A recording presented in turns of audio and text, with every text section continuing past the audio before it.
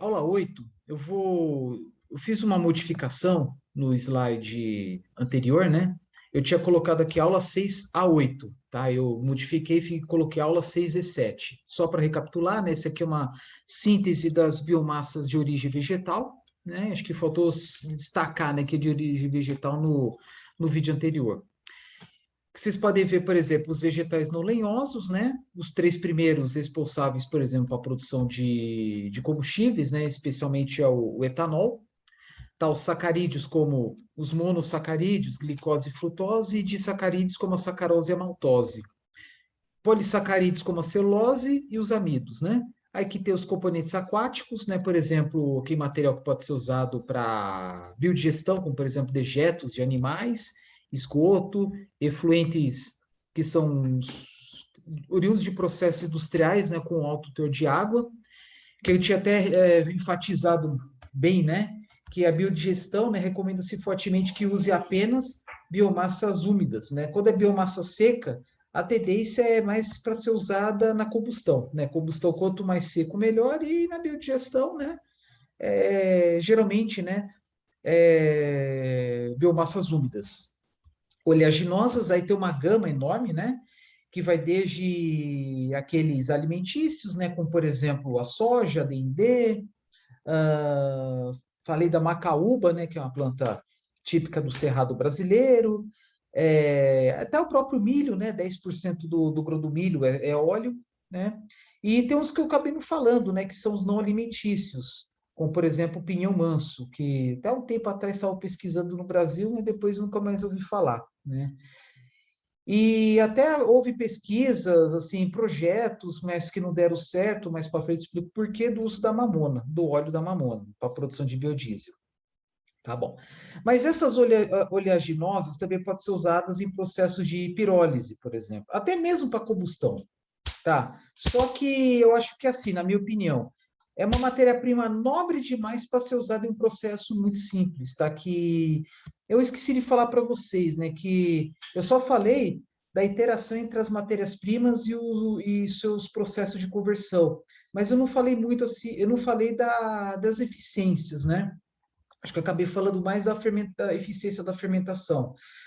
Só para reforçar, né, que fermentação é um processo biológico, né, que gera uma reação exotérmica, isto é, gera calor. Não é um calor absurdo, né, mas numa usina sucroenergética sempre tem um sistema de refrigeração para absorção para extrair o calor excedente para não ter um desequilíbrio no processo de fermentação. Mas, e se tratando, né, de um processo biológico, a tendência, né, da eficiência ser mais baixa, tá? Não é geral, né? Mas é uma tendência de ser uma mais baixa do que vários outros processos de conversão que tem por aí. Por exemplo, mecânica para mecânica, mecânica para elétrica, aqui no caso, né, é um processo biológico, né, de química para química. E 92% é o número que a indústria tende a alcançar, assim, que é uma meta, é um alvo, tá? Só para ter uma ideia, 92%. Tá? Sabe-se que acima dele é possível, só que à medida que vai avançando os valores, vai se tornando cada vez mais difícil. E os micro-organismos, em geral, eles são muito sensíveis. Eu falo assim, não apenas leveduras, mas bactérias, por exemplo. Também se usa algumas bactérias para produção de biocombustíveis. Não está aqui, mas algo muito específico. Por exemplo, é possível produzir butanol usando micro-organismos, né, que são da categoria das bactérias, tá? É do gênero Clostridium. Aí tem um que chama Clostridium beijerique. Só para fim de comparação, tem o Clostridium tetani, que é o que causa o tétano, tá? Só para curiosidade. Onde eu quero chegar? Existem estudos diversos de uso de diversos micro-organismos para a produção de diversos biocombustíveis, além do etanol. Tem, por exemplo, um que é o farneseno, que está lá na categoria do diesel verde, né? É um dos dieséis verdes, né? O farneseno que usa, eu não lembro, mas eu não sei se é uma levedura modificada, enfim. Mas existe uma planta industrial no interior de São Paulo em que produz farneseno para testes. E até então estava tendo teste, agora não tem mais, infelizmente, teste de ônibus coletivos na cidade de São Paulo, tá?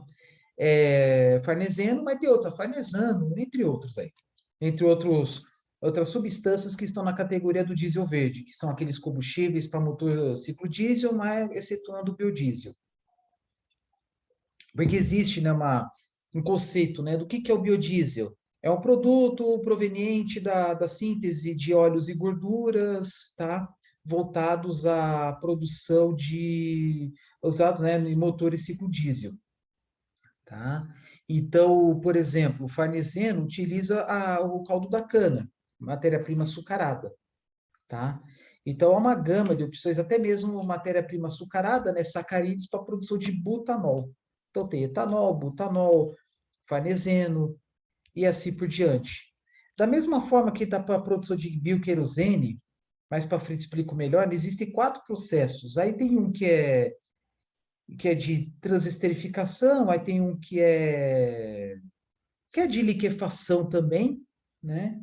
Um dos mais comuns é um processo chamado Fischer-Tropsch, que é usado, que foi criado por dois alemães, né, com esses nomes, no período entre guerras, porque lá na Alemanha não tem petróleo, então usava o carvão para produzir gasolina, diesel, isso na época lá da ascensão do nazismo, tá?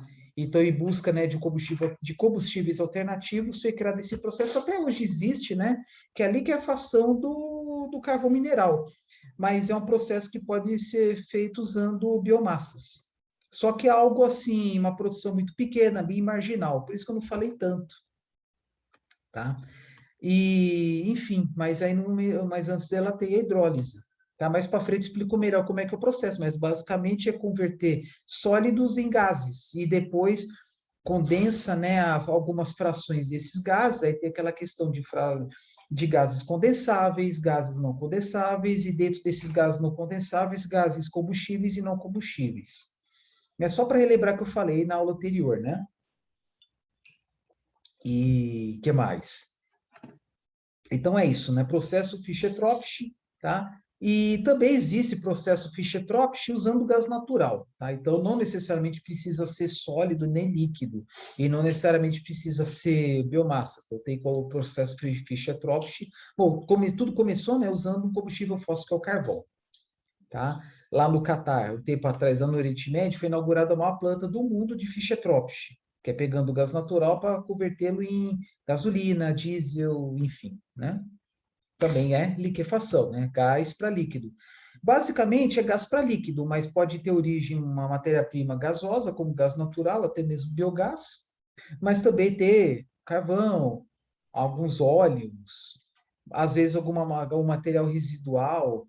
Nada impede, por exemplo, né, o subproduto lá um dos subprodutos do refino do petróleo lá, o piche, ou algum óleo, né, de baixa qualidade, com alto poder de impureza, alto teor de impurezas, poder passar por um processo de liquefação. Pode ser também, mas enfim, né? Eu estou falando que pode ser, estou falando que é, né? Bom, o que mais? Então, se isso que eu estou falando aqui, por exemplo, fermentação é processo biológico, já liquefação não é, né? Liquefação vamos dizer que é termoquímico, né? Uma parte térmica, uma parte química, né? Combustão direta é um processo termoquímico, né? Onde tem combustível, mas comburente gera gases mais água. Então, só para reforçar, né? Alguns de vocês já devem ter feito alguma disciplina que fala sobre isso, né? Que tem lá o triângulo da combustão, comburente, combustível e algo que promova que promova, né, o início da combustão, que pode ser uma faísca, motor ciclo Otto, compressão, motor ciclo diesel e calor, como por exemplo um forno mufla, né, que eu já falei anteriormente, né? E com a presença da cogeração, né, que é um processo que tem algumas indústrias, em destaque aí do setor sucroenergético, todas elas, sem exceção, têm um processo de cogeração, porque uma usina sucroenergética precisa gerar eletricidade, né, para acionar motores elétricos, automação, iluminação, e calor, forma de vapor, para alimentar processos como de destilação, tratamento do caldo e acionamento das próprias turbinas para gerar energia elétrica, né? Tá bom. Que mais? Bom, pirólise, que é algo assim meio que complexo de falar. Assim, de certa forma é complexo, por quê? Porque existem umas semelhanças entre Torrefação, carbonização, pirólise e gasificação, né? A diferença entre eles se dá pela temperatura, né? Porque quando você vai aquecer a biomassa, ao chegar lá aos 100, 120 graus, desidratação. Só nessa brincadeira, né? Por exemplo, uma biomassa com bagaço de cana, depois que seca ao sol, ter lá, vamos supor, uma umidade de 30%. Então, você coloca num forno, um secador, 1 quilo, vamos supor, 1.000 gramas de bagaço, depois de algum tempo, alguns minutos, enfim, o tempo aí tempo depende muito do tamanho do forno, né? Do volume de produção, quantidade de matéria-prima. Mas depois de um tempo, depois de alcançar 120 graus, o que era 1.000 gramas vira 700, né? Supondo que a umidade seja de 30%. Aí, ao alcançar 300 graus, né? Aí passa pelo processo de torrefação, que nem tem no café, né?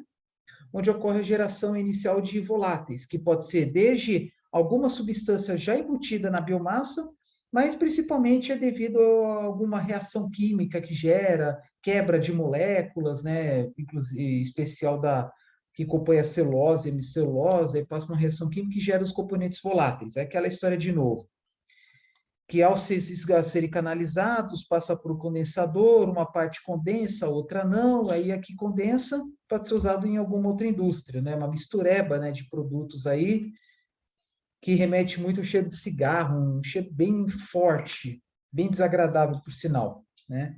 Mas aí depois passa por processos químicos, físicos, numa indústria, né? E pode produzir aí produtos dos mais diversos para ser usado em diversas indústrias químicas posteriores, né? Até dei exemplo no vídeo anterior aí sobre a produção de defensivos agrícolas e fertilizantes usando recursos, né, substâncias oriundas da pirólise, como também do carvejamento, da gasificação, da torrefação. Mas voltando, né, torrefação, aí aumentar a temperatura, chega uns 400 graus, carvejamento, né, por quê? Porque resta, né, ainda, né, algumas frações que ainda podem gerar mais voláteis, mas começa a predominar o carbono fixo, que é o termo técnico que usa, né, mais para predominar, né, a presença do carbono e do hidrogênio, dos hidrocarbonetos, né? O carvão que a gente conhece é para churrasco, né? Então, a biomassa, depois de um tempo, alcança 400 graus, né? O que era 1.000 gramas, sai 350, 300 gramas, né? Então, aí já tem uma eficiência uma eficiência de produção de carvão, né? De 30%, 35%, mas a maior parte já volatilizou. Aumenta mais um pouco a temperatura, pirólise, e aí depois de um certo tempo, né, até uns 600 graus mais ou menos, aí termina, né, está perto de terminar o processo de volatilização, e aí consegue aí algo como 200 gramas, né, se começou de 1.000 para 200, claro que depende da biomassa, lógico, né? Aí depois a gasificação, né, que é a injeção de gases dos mais diversos, né, vai depender do custo, vai depender da disponibilidade e depender do que você quer no final. Na gasificação, ele tende também a reagir quimicamente o produto da pirólise, né, que é o carbono fixo, até ficar uma parte gás, aí chegando até uns 80%, 90% gases, né? Esses números que eu estou falando, de novo, depende muito da biomassa, né? Porque aquela história que eu comentei antes, né? Por exemplo, palha da cana tem até 25% de inorgânicos. Então, ao passar pelo processo de combustão ou de gasificação, até mesmo de gasificação, depois de um certo tempo, se você colocar 1.000 gramas de palha, vai sair no final 200, 250 gramas, né? Que são cinzas, teoricamente falando, né? Só que a diferença, por exemplo, entre os dois, né? Combustão tem que ser no ambiente mais aberto possível, né? Se for no ambiente muito fechado, a tendência é pirolizar. E aí, ao invés de queimar por completo, até ficar cinzas, tendência é formar carvão. É o que acontece, por exemplo, vamos supor que alguém mexa no fogão a lenha. Se colocar muita coisa, muito material dentro do fogão a lenha, a tendência do fogão é abafar e aí gerar mais fumaça branca do que queimar. Tá? Por quê? Porque está entrando pouco oxigênio, muito pouco oxigênio do ar, e aí tem aquele calor, aquela alta temperatura, né, 300, 400 graus, né, no laboratório podendo chegar até 500, e aí, em vez de gerar combustão, gera pirólise, em vez de gerar calor, né, chama, gera carvão, tá? Então, dá para fazer pirólise em casa? De certa forma, dá. Tem fogão a lenha, coloca muito material e começa a queimar, né? Porque para gerar calor tem que ter no início um processo de combustão, né? Para aquecer o ambiente, né? O local, né? E aí depois abafa ele. É o que fazem nos processos de carbonização, né? Para a produção de carvão vegetal para siderurgia, para fogão a lenha. Ter lá os fornos, tem aqueles formato de glue, né? Que são aqueles mais rudimentares. Taca fogo lá, aí começa a queimar a biomassa, o início é combustão, e aí no momento que gera bastante calor, quando está bem quente, aí fecha ou deixa espaço bem restrito. Para que na verdade, fecha assim o local onde você vai inserir a lenha, a matéria orgânica, e só deixa o espaço. E esse espaço vai servir para sair o gás, a fumaça branca, que é o material volátil que eu comentei agora há pouco, a umidade, etc., né? Por quê? Porque como a pressão interna tende a aumentar, a pressão interna é acima da externa, é maior que a externa, então não vai entrar, vai sair gás. Tá? Esse é o processo de carvojamento. A vantagem de produzir carvão é porque é um material com poder calorífico por quilo ou por volume muito maior do que a lenha. Porque o carvão praticamente não tem umidade. O máximo que tem é um pouco de umidade, porque ao sair de um processo como esse, né? Aí coloca o carvão ar livre e ele absorve a umidade do ar. Então, por isso que nos sacos de carvão de churrasco aparece lá, né? Podendo ter variação de massa. Uma variação natural, porque absorção da umidade. E aí, é isso, tá? Mais para frente explico melhor com fotos, tá? E os processos de carbonização mais modernos, eles coletam os gases, os voláteis, para a produção aí de substâncias mais diversas, né? Que é o tal do gás de síntese, tá? Explico melhor mais para frente. Os materiais lenhosos, né, que as madeiras, a dona combustão, pode ser pirólise, gasificação, a biodigestão não, porque a biodigestão recomenda-se o uso apenas de matéria-prima muito úmida, como no caso das matérias-primas aquáticas, né, de novo, alguns efluentes industriais, esgoto, dejetos de animais, né, resto de comida, material a ser desperdiçado, né, de feira, folhas, talos, algumas cascas, polpas, enfim, né. Resíduos agropecuários, tá, como tinha comentado antes, né, que são, por exemplo, aqueles resíduos gerados no campo, né, por exemplo, palha, sabugo, enfim, urbanos, resíduos sólidos urbanos, podendo ter também, né, por exemplo, resíduos de poda. Urbanos é combustão direta, enfim, tá? Aí, pensando em resíduo de poda, até poderia colocar uma seta laranja aqui, né, processo mecânico lenha, né? Mas só o resíduo de poda. É porque dentro dos urbanos tem o quê? Lixo doméstico. Aí, lixo doméstico é bem diversificado. E os agroindustriais, bagaço de cana, por exemplo. Tá? E é isso que eu queria comentar, né, a respeito desta ilustração, que ela é bem conhecida na literatura, já um monte de gente já colocou em seus trabalhos, aí, seus artigos, enfim, para tomar como referência.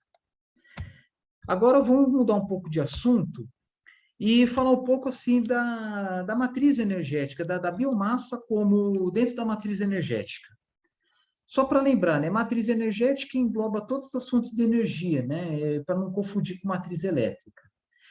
E essa matriz energética, ela está condicionada à disponibilidade de matéria-prima, né, e digamos, o desempenho da economia. Por exemplo, se uma economia for fortemente industrializada, a tendência é predominar determinadas fontes em detrimento de outras. Tá? Por exemplo, um país em que o forte é a siderurgia, é natural que consuma muito carvão mineral. Só para ter uma ideia. Aí, até, por exemplo, 1970, não, até 1960, entre década de 60 e década de 70, há um predomínio, isso em porcentagem, tá? Da lenha e do carvão vegetal. Só que, atualmente, né, a gestão da lenha e do carvão vegetal é bem diferente do 1940 até 60. Na época, né, 40 até 60, a participação do petróleo e derivados era muito pequena. O Brasil, até 1940, por aí, não produzia petróleo, até onde eu sei. Estava restrito à importação de derivados. Aí, depois que surgiram os primeiros projetos de extração de petróleo continental, aí a partir da década, quase no final da década de 70, petróleo na Bacia de Campos, mas antes disso em regiões mais rasas, aí litoral de Sergipe, Bahia, Alagoas, enfim. Mas voltando aqui.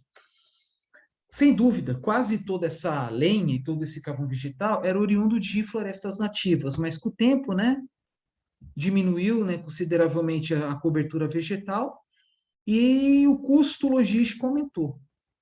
E aí aumentou, por esses outros motivos, aumentou a procura por madeira, né, de florestas plantadas. No Brasil, em especial, eucalipto, que eu até falei nos vídeos anteriores que foi introduzido no Brasil, porque o engenheiro da Companhia Paulista de... Não Companhia Paulista, a Companhia Paulista de Trens, que era uma empresa do ramo ferroviário, que tinha algumas linhas no interior de São Paulo, né? Trouxe para o Brasil as primeiras mudas de eucalipto lá da Austrália. Por quê? Porque o eucalipto, uma planta de clima tropical, igual na Austrália, alta produtividade, que possibilitou o uso da madeira do eucalipto para a produção de dormentes, né? Que são aquelas ripas de madeira que ficam embaixo dos trilhos. Tá? Aí, e depois o seu uso aí para construção de casas, móveis, utensílios, etc., né? Porque até então usava mais madeiras nobres, madeiras de lei, né? Jacarandá, por exemplo. Mas com o tempo, essas madeiras foram ficando cada vez mais difíceis de encontrar, e aí recorreu-se a madeiras plantadas, e até hoje, né, até onde eu sei, né, pode ser que esteja enganado, a maior parte do carvão vegetal produzido no Brasil já é por florestas plantadas, tá? E a maior parte, né, do carvão vegetal produzido no Brasil, que é o maior produtor mundial, vai para a siderurgia, né, principalmente as usinas instaladas em Minas Gerais, e um pouco consumo doméstico, comercial, enfim, tá? E vocês estão vendo que a importância diminuiu, de novo, em porcentagem, não estou falando de valores absolutos, acho que é o próximo gráfico. Próximo gráfico. Estão vendo aqui que teve uma queda, mas não significativa em toneladas equivalentes de petróleo. Vou terminar aqui, daqui a pouco eu falo sobre isso. Aí vocês viram que aumentou a importância das hidráulicas, e principalmente petróleo, gás e derivados devido à sua maior diversidade. Tá? E também um aumento considerável dos produtos da cana, bagaço, um pouco de palha para ser queimada e especialmente o etanol produzido. Tá? Então, atualmente, algo em torno de 14%, 15% da matriz energética brasileira é do setor sucroenergético. Tá? Talvez aí uns 20% da energia elétrica gerado nas usinas um excedente, né, que é comercializado, injetado na rede. Eu não tenho certeza se são uns 20%, talvez seja até mais. Mas tem uma participação significativa, talvez aí uns 8% da matriz elétrica do Brasil, mais ou menos. Tá? O setor sucroenergético. Agora, além do carvão vegetal, né, mas são mais restritos ao calor, como fontes de calor, cocção. Tá? E vocês veem que tem uma participação significativa ainda. Tá talvez batendo olho aí uns 10%. Tá? O carvão mineral, né, o grande mercado é a siderurgia. Não mais que isso, com algumas poucas termoelétricas no Brasil. Tá? Aí eu fiz questão de colocar o link, né? Isso é observado em várias disciplinas aí de cursos de engenharia. Tá? Por exemplo, engenharia de energia, talvez alguma coisa mecânica, alguma coisa agrícola. Oferta interna de energia, da mesma forma daqui, né, que é em porcentagem, né? Aqui eu coloquei TEP, é toneladas equivalentes de petróleo, e aqui TOE é em inglês. Tonelada equivalente de petróleo é uma unidade de energia, tá? Então, por exemplo, o quanto de energia que tem uma tonelada de petróleo, talvez tenha em, sei lá, 10 toneladas de carvão, 20 toneladas de bagaço, 15 toneladas de palha, vamos supor. Então, é uma medida assim, muito usada para fins de comparação, e ela é interessante porque é uma unidade de energia onde você pode englobar qualquer fonte de energia. Porque, por exemplo, tonelada equivalente de petróleo. Aqui, ó, petróleo e gases derivados. O petróleo padrão tem tanto lá de poder calorífico, tantas unidades de energia por massa, o volume. Gasolina também tem lá seu poder calorífico. Diesel também.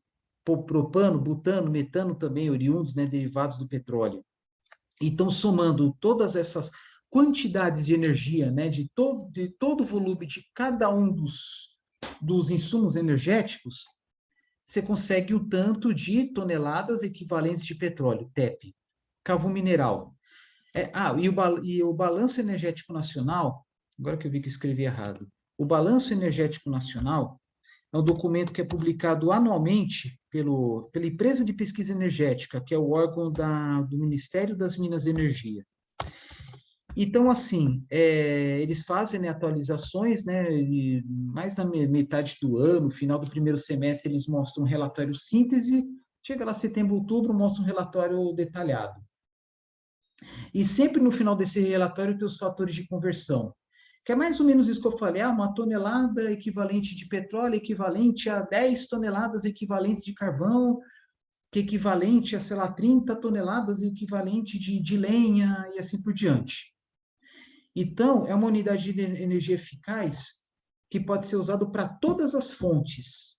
Tá? Então, o que vocês podem ver aqui, oferta interna de energia, disponibilidade de energia no território brasileiro. Onde eu quero chegar? Essa oferta de energia, obviamente, não está incluída as importações, tá? Das fontes diversas. Aí, por exemplo, aqui, ó, petróleo e gases derivados, né, atualmente em torno de 45% da matriz energética do Brasil, mais ou menos. Carvão mineral batendo de olho é bem menos, né, talvez 5%. Hidráulica, entre 15% e 20%. Aí a lenha, 10%.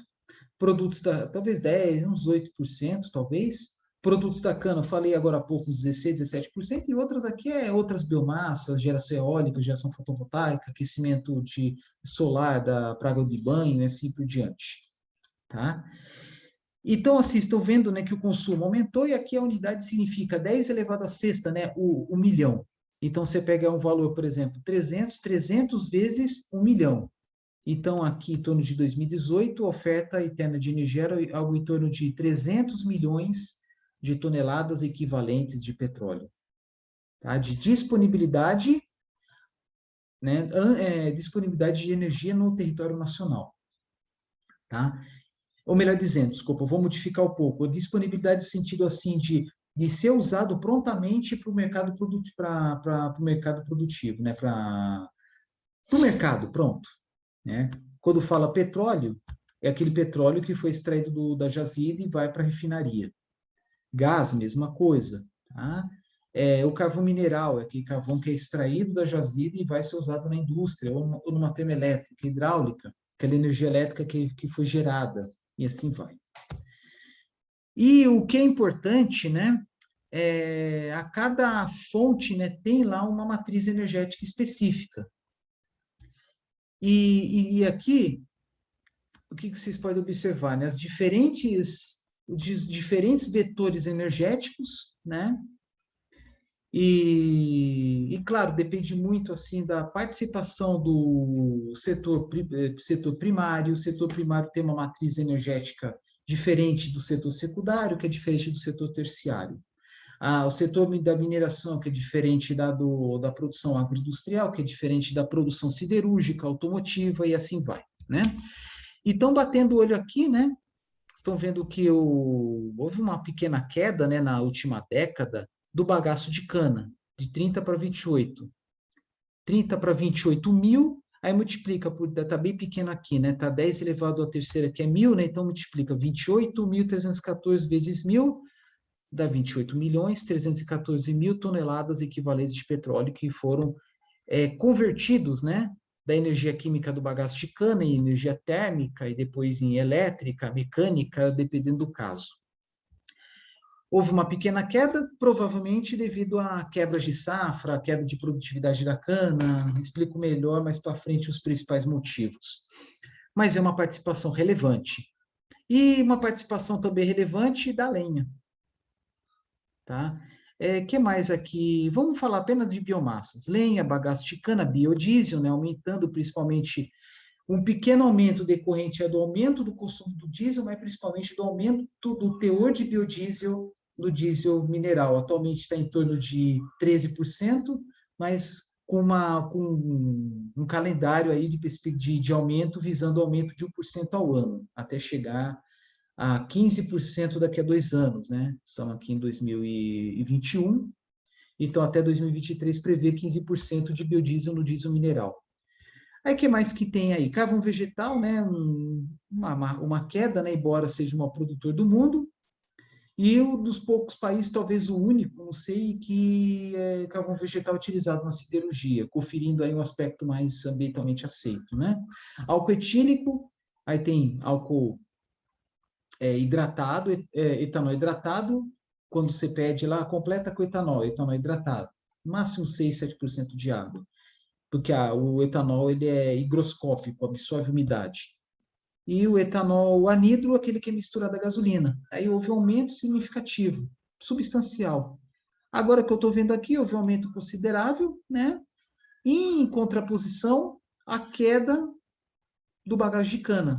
Possivelmente é porque, estou vendo aqui, que se diminuiu a produção de bagaço, sem dúvida, porque diminuiu a produção a recepção da cana na indústria. Então, provavelmente é porque com o tempo foi se dando mais prioridade ao etanol em detrimento do açúcar. Então, provavelmente nesses últimos 10 anos, deve ter tido uma queda abrupta. Não, abrupta não, muito grande da produção de açúcar. Questão de mercado. De biomassa é basicamente isso. Tá? Agora vamos lá, setores. Aqui não faz a descrição, o detalhamento, né, de cada um deles, mas existem tabelas que mostram, por exemplo, consumidor residencial consome mais o quê? Aí tem lá a separação, né? Residencial é mais energia elétrica, gás liquefeito de petróleo e depois a lenha, carvão vegetal, aí até mesmo o gás natural. Comercial e público não é muito diferente do residencial, tá? Agora, agropecuário não, porque agropecuário tem o quê? Tem alguns lugares tem criação de animais com produção de biogás. Não é muita coisa, mas tem. Veículos pesados, aí tem o consumo de óleo diesel. Lenha para aquecimento, né? Até mesmo para aquecer bens de criação de aves, por exemplo, que são muito frágeis, enfim. Transporte, né? O grosso é diesel, mineral, gasolina, aí depois o etanol e um pouco biodiesel, um pouco gás natural veicular. Industrial varia muito, depende de cada indústria, mas fica naquela entre gás natural, eletricidade, se for pensar na siderurgia, carvão vegetal e assim por diante, tá? Só para efeito de curiosidade, não vou ficar falando de cada um deles, tá?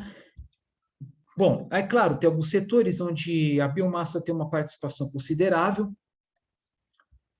especialmente lenha, como, por exemplo, agropecuário, alguma coisa residencial, alguma coisa também industrial, porque tem várias indústrias que têm caldeiras que queimam lenha, até mesmo ferro, gusa e aço, que utiliza um pouco de carvão vegetal, alimentos e bebidas, bastante lenha, tá? E assim por diante. E papel celulose também, bastante lenha.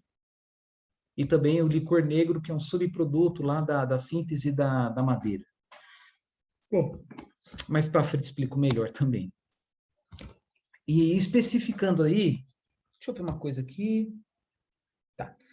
E aqui embaixo, nota, inclui bagaço de cana, lenha, outras fontes primárias renováveis, carvão vegetal e aí coloca álcool, né? Mas eu acho mais conveniente falar etanol.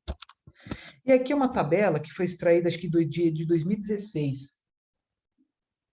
No mês de julho de 2016, entre as biomassas, mais de 94% da sua participação se deu à queima do bagaço de cana. E aqui lhe aparece uma unidade, que é uma unidade de energia, que é megawatt médio. Mas watt não é unidade de potência? Sim. Mas esse megawatt médio, o que é? É o quanto de energia que... Espera aí um pouquinho, agora bateu. Tá. É o quanto de energia que foi gerado dividido por um período de tempo. Então, por exemplo, julho de 2016 tem. Julho tem 31 dias, 31 vezes 24 dá. Deixa eu ver, 720, 700, se não estiver errado, 744 horas. Então, pega toda a energia gerada em, sei lá, por exemplo, megawatt-hora, no caso, né? Megawatt-hora, potência vezes tempo, né? Megawatt-hora dividido por 744 horas. E aí vai dar megawatt médio, tá? Por exemplo, usina de Itaipu tem a potência instalada de 14 gigawatts, mas em gigawatt médio é em torno de 10,5, 11, se não me engano. Mas o que importa, né, se fazer comparação, o que dispara é o bagaço de cana. Licor negro, que eu tinha falado até agora há pouco, né, que é um subproduto da indústria papeleira, que é gerado, que é uma mistura, né, de componentes minerais com biomassa, que é oriundo da separação da lignina dos demais componentes da madeira e que ele é usado em caldeiras de recuperação, que nada mais são caldeiras, né, e onde há o consumo desse licor negro, sobrando componentes inorgânicos que retornam para o processo, como cal, entre outras substâncias, né? Alguns ácidos, talvez. Então, porque é uma mistura dos inorgânicos com a hemicelulose, celulose, né, entre outros componentes, e aí é consumido, né, na caldeira de recuperação, né, esses componentes orgânicos gera calor, né, como qualquer caldeira. Mas por que chama de recuperação? Porque os inorgânicos eles são recuperados. Resíduos florestais, né, galhos, cascas, árvores mortas, raízes, enfim. Biogás, só que biogás existem várias fontes. E há um potencial maior da conversão, da biodigestão da vinhaça. Bom, vamos lá. Quais são as fontes de biogás? Resíduos industriais, como a vinhaça. Esgoto, tá? É um deles. Resíduos sólidos urbanos, né? Por exemplo, tem o gás gerado no aterro sanitário, quando o lixo está enterrado. Enfim, né? Especifica aqui, biogás e resíduos sólidos urbanos. Por quê? Porque tem algumas cidades brasileiras que estão extraindo gás de aterro para queimar em turbinas para gerar energia elétrica. Tá? Mas existem várias fontes potenciais. E o maior potencial é a conversão a produção do biogás com a biodigestão da vinhaça. Por quê? Porque a produção é muito grande. Tá? Capim-elefante, que é uma variedade até de ser uma planta que tem maior produtividade no Brasil, pelo menos, até maior que eucalipto e cana. Casca de arroz, que é um resíduo agrícola, né? Principalmente no Rio Grande do Sul, mais de 90% da produção nacional de arroz está lá. Calor de processo, aí já não é biomassa, né? Calor de processo, carvão mineral, aí é principalmente lá na siderurgia, gás de alto forno, porque assim tem, na siderurgia tem gás de alto forno, gás de aciaria e gás de coqueria, tá? Biogás oriundo de resíduos agroindustriais, como os efluentes, né, de indústria de laticínios, alimentos, bebidas, que geram muita matéria orgânica. O carvão vegetal usado na siderurgia, principalmente, e assim por diante. Tá? Estou vendo aqui, deu em torno de 4 mil megawatt médio, 4 gigawatt médio. Quanto deve ter tido em julho de 2016 no Brasil em gigawatt médio? Em torno de 60, mais ou menos 60 gigawatt médio, vamos colocar entre 60 e 70. Com 4 gigawatts dessas fontes aqui, então essas fontes vão ser responsáveis talvez uns 6, 7% de toda a geração que foi nessa época no Brasil. Isto é, depende muito da safra. É claro que na entre safra da cana, janeiro, fevereiro, março, esse valor tende a cair, porque tem muitas usinas que param por completo na entre safra e outras para parcialmente porque só fica queimando, só fica usando a caldeira para queimar bagaço e gerar energia elétrica e vender para a rede, né? Bom, o que mais? Aí aqui uma outra tabela, né? Só um equívoco aqui, né? O K, daqui é potência, né? Quilowatt, o K é minúsculo, tá? Então, vocês podem ver aqui o bagaço de cana responsável, a matriz elétrica, né? Responsável, eu até falei 8%, mas corrigindo, né? Quase 7%, isso em 2017. 7% da potência instalada no Brasil. 7%, hoje, vídeo feito em 2021, deve ser muito diferente. Aí vocês estão vendo aqui biogás como resíduo agrícola, pequenininho, né? Capim elefante alguma coisa, casca de arroz. E aí tem a capacidade instalada até uma situação muito específica, né? De queima de etanol, queima de óleos vegetais, né? Para gerar energia elétrica, que é a matriz elétrica, mas é algo muito marginal, né? Ah, queima de carvão vegetal para gerar energia elétrica? Pode, né? Pode ser. Queima de lenha, licor negro. Licor negro é só indústrias de celulose, né? Devido às suas características. Resíduos animais, né? Aí são resíduos. Agora que eu vi, desculpa, aqui biogás, né? Resíduo agroindustrial, né? Indústria de laticínios, alimentos, bebidas, o que seja, né? Aqui não, aqui é o biogás, né? Resíduos animais, é os dejetos. Fezes, urina de suíno, de bovino, de aves, enfim. Né? Bovino, principalmente pecuária leiteira. Resíduos sólidos urbanos, né, que é o gás do aterro sanitário. Aí tem outros aqui, né, que não convém ficar entrando em detalhes, né, geração eólica, fóssil, hídrica, nuclear, solar e importação, tá? Isso é muito importante, né, porque deve ser levado em consideração na matriz elétrica brasileira a energia elétrica importada. Bom, mas o que eu quero dizer, né, somando todas essas aqui de biomassa, vai dar em torno aí de chegar a 8,5%, e há um potencial muito grande.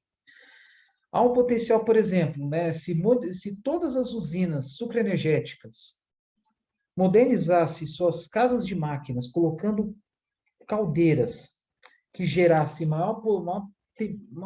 vapor de maior pressão e temperatura, maior entalpia, e também aproveitasse toda a vinhaça para gerar biogás, provavelmente ao invés de ser 6,8, talvez seria metade, uns 50%. Então, é um potencial muito grande que dá para ser aproveitado do setor sucroenergético no Brasil. Ainda mais que o maior potencial de produção de biogás no Brasil é, sem dúvida, vinhaça. Tá? Que mais? É isso. Estão se construindo várias termoelétricas, principalmente no Mato Grosso do Sul, aproveitando resíduos de madeira, né, aproveitando o crescimento das florestas de eucalipto, tá? Para diminuir o passivo ambiental, porque até então estava acumulando muito material residual por aí, gerando até multas por parte das empresas geradoras desses resíduos. De novo, né, resíduos agrícolas e industriais, aí em vez de falar na ótica da geração de energia ou da potência, não falar sobre volumes de produção. Atualmente, a safra no Brasil, né, a última 2020 2021, né, que é sempre a safra da cana em biênios, né, 2020, 2021, 2021, 2022, 2022, 2023. Infelizmente, é uma previsão de queda da produção da cana decorrente a estiagens, mas o último deu em torno de 660 milhões de toneladas, 2010 em torno de 625. E com a produção de resíduos, que dá mais que, aparentemente, né, mais da metade. Tá? Por quê? Porque quais são os resíduos? 10% é palha, em torno aí de 30% é bagaço, mas talvez seja até mais, né? Estou vendo aqui que é mais da metade, né? E o como, o que seria... Bom, vamos lá. Aí tem a cabeça, né, que é a parte de cima, que é descartada, mas está considerando aí algo com mais de 50% como resíduo final, né, mais da metade de toda a massa da cana. Tá bom. Isso que não está colocando aqui é a vinhaça, que com a vinhaça seria muito maior. Soja, grãos, palha e resíduos. Ah, mas por que tem mais resíduos do que a soja em si? Porque aqui é 68, quase 69, 68,5 milhões de toneladas do grão. Só que a soja não é só grão, né? Tem a palha e resíduos. E o milho não é diferente. Aí mandioca, arroz, né? Principalmente a casca. Algodão herbáceo, principalmente o caroço, né? Quase a metade. Quase a metade da massa, né? Da pluma do algodão é caroço. Tá? Vamos dizer, uns 40% é só caroço, né? Aqui tem muito mais porque tem caroço e os outros componentes aí da planta, né? Aí trigo, coco, aí café, por exemplo, tem aqueles grãos inservíveis, né, que são descartados, tá? Grãos que foram tão bichados, tão bicados, né, que tiveram algum prejuízo, e além da casca, tá? Mas estou vendo aqui o que predomina, sem dúvida, é a cana-de-açúcar. E aqui, só de curiosidade, né, produtividade média, metros cúbicos por hectare ano de eucalipto e pinos. Estão vendo, né, que em ambos, né, Brasil lidera, devido aí à eficiência do manejo, aí tem a questão climática que ajuda, aí tem em seguida a Indonésia, que é um país de clima tropical, a Austrália também, a Austrália é a terra do eucalipto, e assim vai. E isso é interessante, né, porque isso visa também a diminuir o tempo de corte, tá, que eu falei nos vídeos atrás, né, que até alguns anos atrás só se falava em 6 anos, agora fala em 5 anos também. A pergunta do começo da aula 2, né, por que transformar a biomassa? Um dos objetivos é densificação, né, aumento da densidade energética. É o que vocês podem ver aqui. Que o material com maior densidade é uma variedade de carvão chamado lignita. Tá muito usado aí lá na Europa, né, para queimar, né, em termoelétricas. Mas só que isso aqui é carvão mineral. Aí do outro lado, né, tem uma maior densidade energética. Não, desculpa, libra por pé cúbico não, desculpa, isso aí tá certo, aqui tem libra por pé cúbico, quilo por metro cúbico, né, a densidade massa por massa sobre volume, tá? Só ver uma coisa aqui, tá? Massa sobre volume, tá? A densidade é maior, né?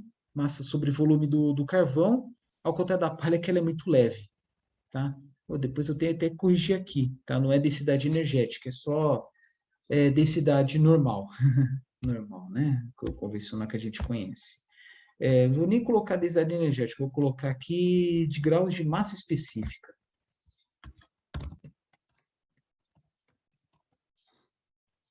Tá? Só que o que acontece? Ela é interessante, né? Porque quanto maior a densidade, massa específica, menor o custo no final do transporte. Deixa eu ver aqui. No processamento da biomassa ocorre o consumo de energia da própria biomassa, mas os processos são essenciais para adaptar as fontes primárias de energia às aplicações finais, né? Então, é converter sólido para líquido, sólido para gás, e aí ser usado em seus processos finais, aí, como combustão e turbinas, em motores de combustão interna, e assim vai, né? Aí um exemplo, eu coloquei uma pequena biorefinaria, mas biorefinaria é uma indústria, aqui no caso é mais um protótipo, em que, para reforçar, né, que o que é uma biorefinaria? É um conceito de uma indústria onde a conversão de matéria-prima, biomassa, né, em vários produtos finais, e muitos deles podendo ser substitutos dos derivados de petróleo.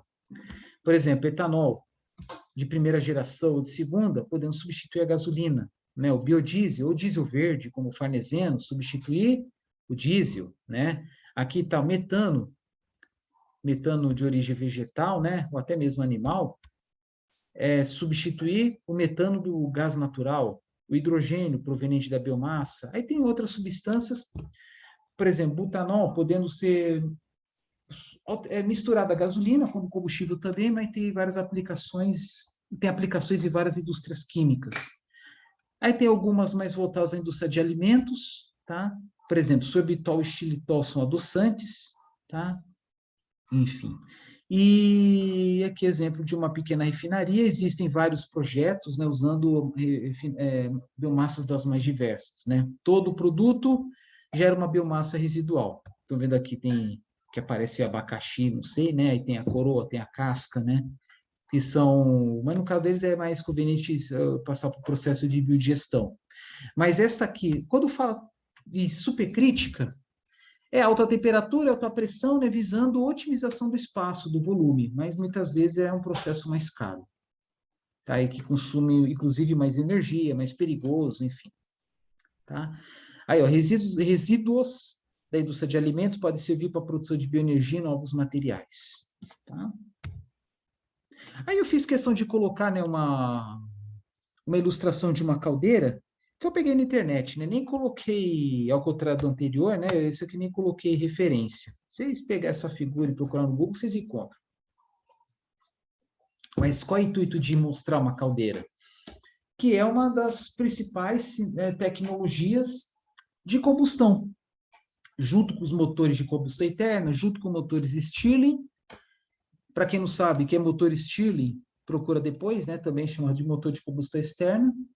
E também, né, turbinas a gás, né, que pode ser usado para queimar gases, como o gás GLP, gás natural, biogás, o que seja, né? E aí eu coloquei, né, a caldeira aquatubular moderna, porque tem as flamotubulares. A aquatubular passa água por dentro, flamotubular passa gases quentes por dentro dos tubos. E uma caldeira nada mais é do que uma caixa enorme, né, fechada, composta por vários tubos paralelos. E uma caldeira moderna como essa, muitas vezes são divididas em 3 faixas de pressão: baixa, média e alta pressão, tá? Que vai depender, né, da potência das bombas de água, né, que vão injetar água nestas diferentes pressões, tá? Por que que eu falo isso, né? Na caldeira entra água, sai vapor superaquecido. Então, tem também dividido em 3 fases, né? Economizador, evaporador e superaquecedor. Economizador pega o calor residual no final do processo, que estão vendo o que aqui? Tem a chama, né? E aí o calor passa por esses tubos que estão mais vermelhos, mas também o calor residual passa magiando esses feixes de tubos aqui também, para depois ir para a atmosfera, né, na chaminé.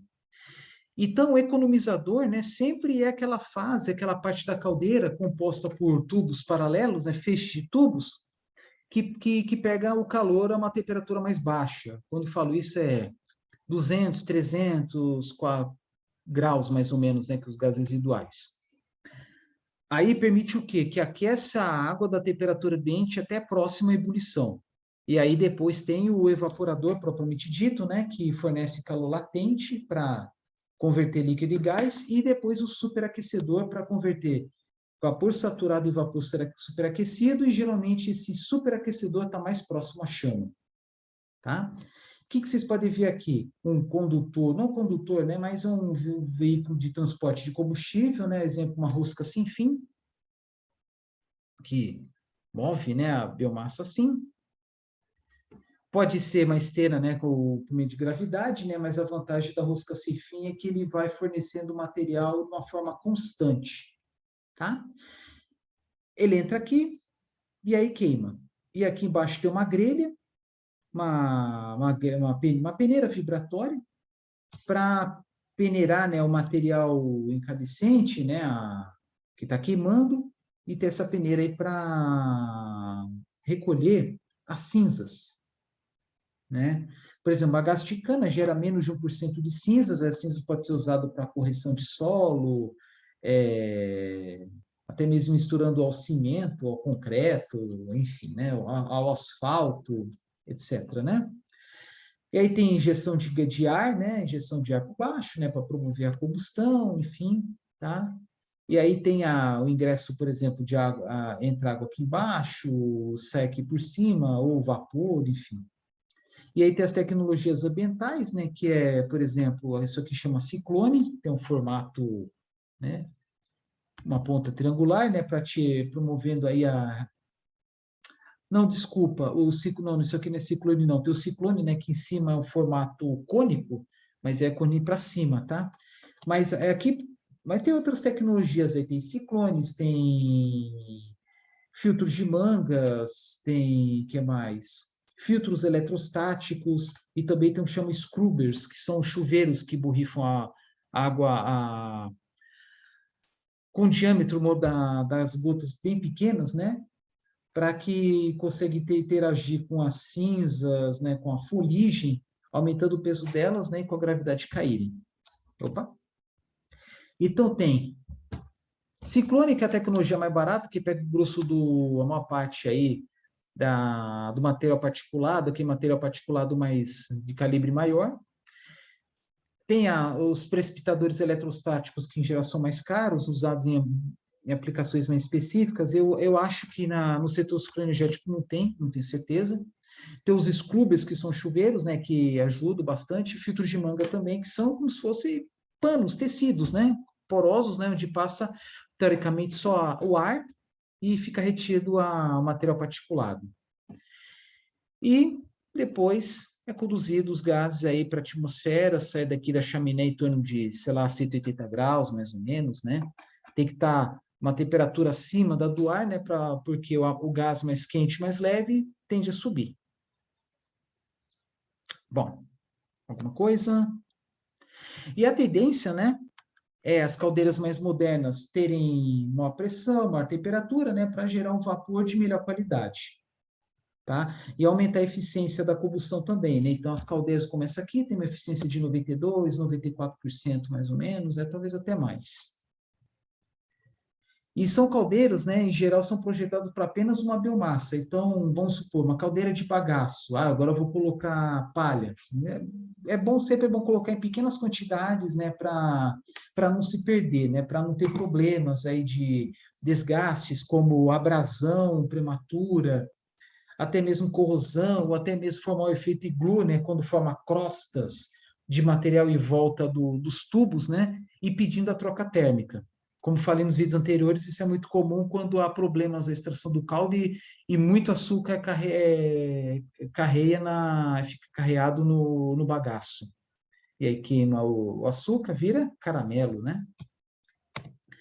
E aí o exemplo, né, no Brasil não existe ainda, né, uma possibilidade de usar caldeiras de pellets, né, como se fosse pedaços, né, de madeira processada, né, de pellets, que pode ser queimado em caldeira para gerar água quente, tanto para calefação quanto para o banho, para torneiras, etc. Tá? E a vantagem de usar pellet, porque você pode automatizar o processo de queima, usar lá uma rosca sem fim e vai queimando os pellets de uma forma constante. Então, biomassas pequenas, elas podem ser automatizadas. E a vantagem dos pellets é que, devido ao seu processo industrial, a biomassa tem de ser uniforme. Então, uma biomassa uniforme vai ter uma queima constante. Tá? O processo de gasificação, o que é a gasificação? É o processo termoquímico que não existe ainda grandes empresas, grandes indústrias. Existem algumas de gasificação, mas não é algo tão difundido quanto caldeiras convencionais, por exemplo. Mas ela permite o quê? Com injeção de gases dos mais diversos, pode ser um gás puro, como oxigênio, hidrogênio, nitrogênio, vapor de água, por exemplo, ou ar comprimido, ele promove a gasificação, que é o que? A desintegração de componentes sólidos, podendo até ser componentes líquidos, mas mais comum é a gasificação de carvão mineral, aqui dou exemplo coque de petróleo, biomassas em geral, matérias residuais, por exemplo. E aí, com a gasificação, né, uns 1000 graus mais ou menos, né, gera o gás de síntese, que chama, tá? Esse gás de síntese ele pode ser usado na combustão, pode ser usado em algum processo industrial, uma indústria química, e sobra alcatrão, cinzas, tá? Porque toda a biomassa tem lá seus componentes inorgânicos, né? Então, gera os cinzas. Aqui, ó, ash, que são cinzas, né? Mas também gera, por exemplo, alcatrão, que é um material estado líquido, bastante pastoso à temperatura ambiente, que é uma alternativa ao piche do petróleo. Aí vocês estão vendo aqui, né, os processos ambientais, como remoção de material particulado, limpeza de gases, extração de enxofre, coprodutos, né, os subprodutos oriundos do gás de síntese, né, aquela história, né, sai o gás a 1000 graus, aí no caminho, claro que vai esfriar. Aí, de novo, com a condensação, sobra condensáveis, né, condensados e gases, e dentro desses gases, gases combustíveis e não combustíveis. Shift Reactor é um processo de usando vapor de água para promover uma reação adicional, né, que geram gases com diversos componentes, né, diversas substâncias, aí injeta-se água, por exemplo, para reagir quimicamente com alguma substância, para gerar algum gás mais nobre, como, por exemplo, hidrogênio. E até com possibilidade aqui de sequestro de carbono. Isso é uma outra história. Tá? E aí dá para gerar energia elétrica, por exemplo, pega os gases, queima numa turbina, gera energia elétrica. Aí os gases residuais alimentam um gerador de vapor de recuperação de calor, aí alimenta uma turbina a vapor. Quem já fez termodinâmica ou alguma matéria correlata sabe, né, que é um HRSG, que é um gerador de vapor por recuperação de calor, que é um gerador, que é um trocador de calor, na verdade, né, quer dizer, como se fosse um trocador de calor, né? Então é para caldeira, em que recebe o calor residual da queima do gás, né? Oriundo da turbina gás, para gerar vapor e alimenta uma turbina a vapor. Tá?